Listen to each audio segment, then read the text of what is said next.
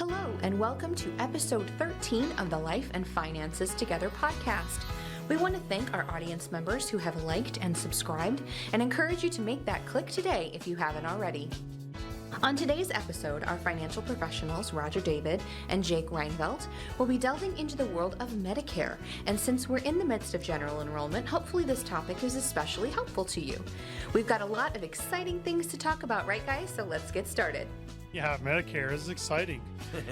Depends on where you are in your life stage, how exciting it is. So we're going to talk about some of the basics of Medicare today. So we're not going to be able to get into all the details and intricacies. That really requires like an hour and a half workshop. But we're going to try to touch today on some things that you need to be aware of, right? Some of the things that you should have in the back of your mind, and just maybe some of the simple basics that you all should be considering. People think, well, Raj, just the basics.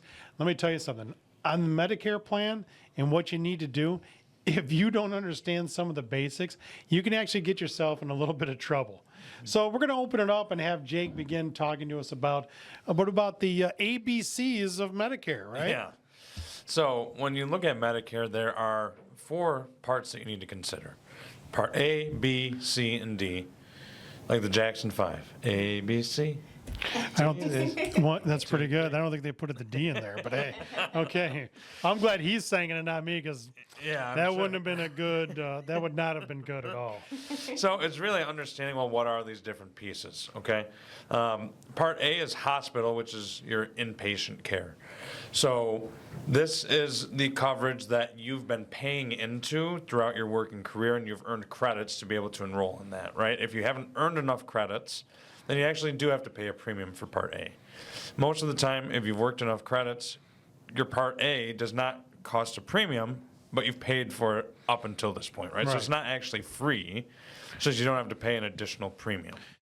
Yeah, people think it's free. It's not free. You paid into it with your payroll taxes when you were working. Exactly. So that's Part A. Part B is kind of your outpatient care. It's for regular checkups, different maintenance when you're stopping in for a physical, those sorts of things. That is the coverage that you actually have to pay a premium for going forward. So once you enroll in Medicare, you're paying a monthly and annual premium, and that is subject to change every single year. Part D is where you can get drug coverage for specific prescriptions, whatever it may be. And kind of combining all these things together is what Part C is, which is a Medicare Advantage plan. So this Medicare Advantage plan allows you to get this kind of holistic coverage that's going to cover the different aspects of, doctor's visits, hospital stays, as well as your drug coverage, that some people determine is the right amount of coverage that they need to get. Right. So, I mean, when you're looking at A, B, C, and D, then the next thing is that you have to worry about is, hey, how do I get it? What do you do as far as enrollment's concerned? Mm-hmm. So there's technically 4 different enrollment periods, right, with Medicare. And you need to be aware of the main one is the initial enrollment period. So that is something that you want to make sure that you're doing right at this initial enrollment. And for Medicare, it's still age 65, right? We get kind of confused once in a while. People say, Raj, I'm not eligible for Medicare until 66 and 8 months. Well, no, that's your full retirement age and Social Security, right? That changed. Mm-hmm. But the age for Medicare to where you could begin and enroll in Medicare is still 65. That has not changed. So when you talk about some of the enrollment periods, I mean, the initial one, it gets a little complicated. Yeah, and the initial one is really the one where if you're done working and you're ready to enroll in Medicare, that's the one that you want to take advantage of. It's a 7-month period of time, so they've given you plenty of time leading up to and following the month of your 65th year of age so that you can enroll in the coverage that you need. So the 7-month period is the 3 months prior to your birth month in which you'll turn 65. So that's 1, 2, 3. The 4th of 7 is the month that you are turning 65. And then the following, or the other 3 months to get you up to 7, or the 3 months following it. So there's plenty of time in that initial enrollment period to get the coverage that you need if you're no longer working, right? If you miss that, then you have to sign up during the time period that we're in right now, which is the general enrollment period, which starts January 1st and goes until March 31st. So that's what we're in right now.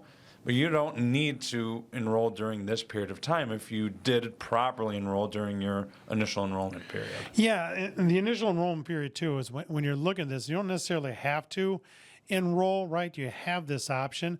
So if you're still working, you may not necessarily have to enroll. If you're part of your spouse's plan, you may not have to initially enroll, right? As long as you can establish that you've had creditable coverage. What does that mean? That it had coverage. So if you elected not to take Medicare, well, in order to avoid any penalties, right, you're going to have to make sure and document that you had coverage during the time that you said, no, at 65, I don't want Part B or Part D, and I've got coverage, right? Whether it be yours or whether it be your spouse's coverage, maybe through work. So there's some things you got to be aware of. The other part of it too is when you're doing that initial enrollment, you got to make sure there's no gaps. You say, well, I get around to it. Well, hey, I still got my group coverage. Well, you're going to want to make sure that you're watching out that when you go from maybe your group plan to Medicare, right, your Part B and D, that you are making that jump in a seamless way. When does the coverage stop for your group plan, and when is it going to start based upon your enrollment over at Medicare, right? So just don't take it lightly. People say, well, it's going to be okay. I'm not worried about it. Nothing's going to happen to me. We call that the bulletproof syndrome, right? Nothing's ever going to happen. But you don't know when that's going to happen. So make sure that you enroll properly. And then you look at also one of the other enrollments is the open enrollment, or what may be called the annual enrollment, right? So that is October 15th through December 7th. And at that point in time, that really applies a little bit more, or a lot more, to what you're doing as far as an Advantage plan, so Part C, and also your Part D or prescription plan, and then also whether you have a Medicare supplement plan, or what used to be called a Medigap plan. Now, one of the things with a Medicare supplement plan that we didn't mention is, if you enroll, your initial enrollment, you can enroll in a Medicare supplement plan, not an Advantage plan or a Part C plan, but a supplement plan or a Medigap plan without any evidence of insurability, right? With any, they're not going to check you out. You can be very, very sick and still qualify 100% with no underwriting into a Medicare supplement plan. So if you've had, chronic illnesses and health issues that maybe are not going to go away or that maybe concern you, the better plan in the initial enrollment may be to supplement your Part B and D. Then the plan may be a supplement, right, or the Medigap plan that our parents and grandparents kind of enrolled in, as opposed to an Advantage plan. And that's because a lot of times with the Medigap plan or the supplement, you can pretty much go wherever you want. There aren't any restrictions or any requirements, for referral and things like that. So if you need to go to the East Coast or the middle of the United States or the West Coast or wherever that is to get well, you're probably going to want to have that supplement plan. But again, it all is going to depend on your situation and when you get there and taking a look at, what are your options? What do you want to do? What's important to you? What's your situation been? What prescriptions are you on? All these different things you're going to want to make sure in the initial enrollment that you look at whether an Advantage plan or a Medigap plan is going to be the best option. But also during the open enrollment and the annual enrollment, that's a time for you not to just set it and forget it. So in most cases, what you're doing is you're looking at your Advantage plan that you have, your Part C, maybe your prescription plan that you've got, and you're going to want to look at if there's any changes to your coverage with your existing plan during that period. And if there are in any shape or form, maybe they look at your prescriptions differently, maybe the tier of your prescription has changed within your current plan, and then maybe it's better evaluated or better ranked in another plan with another company, right? The formulary may have changed. So all these different things you're going to want to look at during this open enrollment period. Again, October 15th through December 7th. So if you do have an Advantage plan, you do have a supplement plan, don't just say, well, I love my plan, it's the greatest thing ever. Make sure that you're doing a double check to ensure that the coverage and everything that you love about it is still the same. Then there's also this special enrollment, right? So the special enrollment doesn't really tie to a calendar. Exactly. Right? It ties to an event. So maybe coverage changed in your current policy. Maybe you're moving out of state, right? Maybe the coverage changed with the company that you're with. So those are things where you can qualify immediately to enroll maybe into another plan. Again, that's kind of relating to the Advantage plan and the supplement plan. I mean, one of the things that people get all geared up about is, hey, I'm moving from Michigan to Florida because it's warm. Okay, well, make sure that you are changing your Medicare supplement or your Medicare Advantage plan and your prescription plan because you're moving to another state. You're going to want to make sure that that's covered as well. Not just all the fun stuff and getting a new bathing suit and making sure the pool is warm and it's got a heated water and that stuff. You're going to want to make sure that you get that Medicare coverage changed and up to date to the state that you're moving into. So those enrollment periods are critical and making sure that you don't have any gaps. The other thing too is, like we said, do you take the Medicare Advantage plan? Do you take the supplement plan? It depends. The Advantage plans are very attractive. Why are they attractive? They're usually low to no premium. Yeah. So you're looking at that zero premium and you're like, wow, this is great. Well, does it provide you the coverage that you need for your unique situation? And the other part of it too is you got to incorporate that into your financial plan. When are you going to take it? When are you going to enroll? When are you going to leave your employer? When is your spouse going to leave his or her employer, right? So the other part of this too is when you hit 65, right? You hit 65, you're going to want to make sure that there are absolutely no gaps, that you coordinated everything to the best of your ability. So you're going to want to make sure that you're working with a healthcare, or not a healthcare professional, but actually a medical or insurance professional to make sure that you're picking out the right program for you. Yeah, we always tell our clients when you're making the decision between these Medicare Advantage plans, the supplement, or Medigap plans, you don't want to be penny wise and pound foolish. You don't want to just say, hey, this is no premium, I'm going to take that because it's free to me. Well, it may not be the best coverage. That's why we say you want to work with a professional. You want to have a discussion with them. What prescriptions are you on? Do you anticipate needing to get on anything new in the coming 12 months?